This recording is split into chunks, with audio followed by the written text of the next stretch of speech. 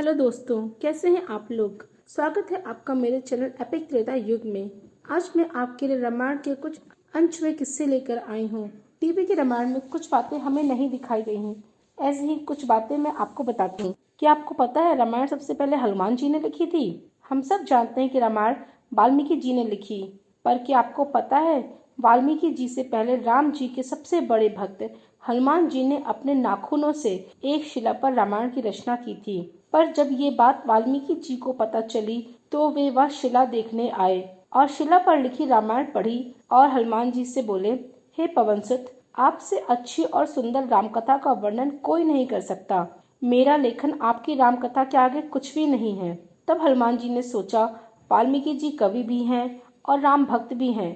अगर वाल्मीकि जी की कथा उनके अनुसार अगर मेरी कथा से अच्छी नहीं भी है तो क्या हुआ, उसमें भी तो मेरे प्रभु श्री राम का अद्भुत वर्णन होगा। और ये सोचकर अपनी शिला पानी में डाल दी। और इसी तरह से हम रामायण रचना के लिए वाल्मीकि जी को ही जानते हैं। क्या आपको पता है गायत्री मंत्र की रचना कैसे हुई। दोस्तों, आप सब गायत्री मंत्र के बारे में जानते हैं, पर क्या आपको पता है हमारा गायत्री मंत्र कैसे बना। गायत्री मंत्र की रचना रामायण से ही हुई थी। महर्षि वाल्मीकि द्वारा रचित रामायण में 24,000 श्लोक हैं। हर 1,000 श्लोक के बाद आने वाले पहले अक्षर से गायत्री मंत्र की रचना हुई।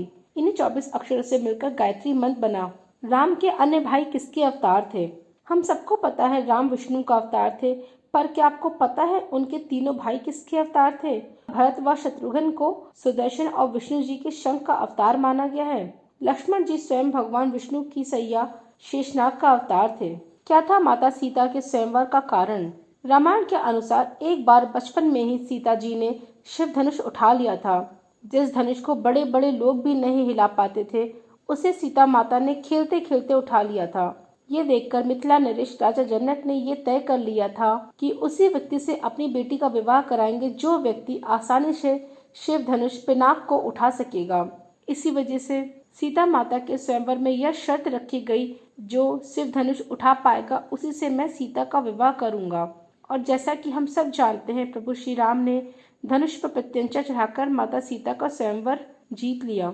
लक्ष्मण जी 14 वर्ष तक कैसे जागते रहे। लक्ष्मण का एक नाम गुदाकेश भी है।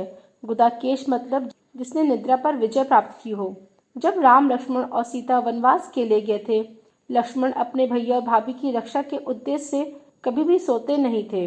वनवास की पहली रात जब राम और सीता माता आराम कर रहे थे और लक्ष्मण जी जाग रहे थे, तभी निद्रा देवी प्रकट हुई। लक्ष्मण ने निद्रा देवी से बोला कि वो मुझे ऐसा वरदान दे कि 14 वर्षों में कभी भी मुझे नींद ना आए, ताकि वे श्री राम और सीता जी की रक्षा कर सके।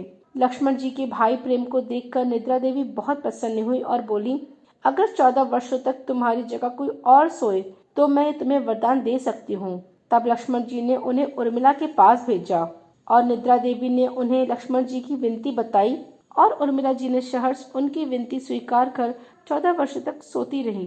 दशानन का नाम रावण कैसे पड़ा। रावण का नाम पहले दशानन था। रावण नाम शिव जी ने उसको दिया। रावण बहुत बड़ा शिव भक्त था। लंका का राजा बनने के बाद एक बार रावण भगवान शिव से मिलने उनके निवास स्थान कैलाश पर्वत पर पहुंचा, परंतु जब कैलाश पहुंचा तो नंदी ने उसको द्वार पर ही रोक लिया, क्योंकि शिव जी उस समय योग ध्यान में थे। तब रावण को बहुत गुस्सा आया, पर उसने अपने गुस्से पर काबू करते हुए अपनी भक्ति को साबित करने के लिए कैलाश पर्वत को उठाने लगा, जिससे कैलाश पर्वत हिलने लगा और भगवान शिव का ध्यान भंग हो गया। और फिर शिव जी ने अपना पैर पर्वत पर टिका दिया, जिससे रावण की कुछ उंगलियां पर्वत के नीचे दब गईं और उसे असहनीय पीड़ा होने लगी। परंतु अपने आराध्य देव को खुश रखने के लिए उसने उतनी पीड़ा में भी तांडव मंत्र का उच्चारण जोर जोर से किया। भगवान शिव सोचने लगे, इतनी पीड़ा में भी मुझे शांत करने के लिए कोई साधारण मनुष्य ऐसा कैसे कर सकता है। और वो दशानन के पास गए और उसकी भक्ति देखकर दशानन को रावण नाम दिया, जिसका अर्थ होता है ऐसा व्यक्ति जिसकी दहाड़ तेज हो। रावण ने की थी श्री राम की मदद। हम सभी जानते हैं कि रावण ने सीता जी का अपहरण किया था, जिस कारण राम जी और रावण का महायुद्ध भी हुआ। पर क्या आपको पता है रावण ने एक बार प्रभु श्री राम की मदद भी की थी। जब प्रभु श्री राम अपनी वानर सेना के साथ लंका पर चढ़ाई करने रामेश्वर के तट पर पहुंचे और पुल का निर्माण शुरू करने के लिए उन्हें अपने आराध्य शिव जी का आशीर्वाद चाहिए था, उसके लिए उन्हें यज्ञ कराना था, पर यह यज्ञ कोई बहुत बड़ा ब्राह्मण और ज्ञानी व्यक्ति ही कर सकता था। तब सुग्रीव के परामर्श से राम जी ने रावण को यज्ञ कराने के लिए निमंत्रण भिजवा दिया।